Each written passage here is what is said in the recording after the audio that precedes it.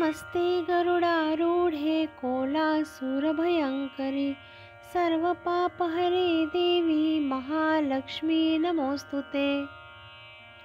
साक्षात श्री विष्णूंची अर्धांगिनी असणारी, त्यांच्या समवेत गरुडावर बसणारी, कोलासुरासारख्या राक्षसाचा नायनाट करण्यासाठी उग्ररूप धारण करणारी, सर्व चांगल्या लोकांच्या पापांचे किंवा चुकांचे हरण करणारी हे देवी महालक्ष्मी, तुला नमस्कार।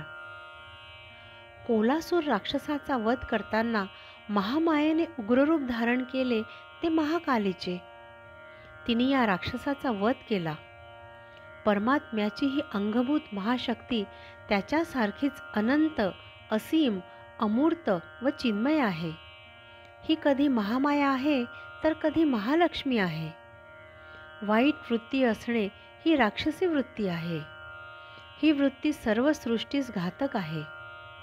अशा राक्षसी वृत्तीचा नाश करणाऱ्या देवीस माझा नमस्कार।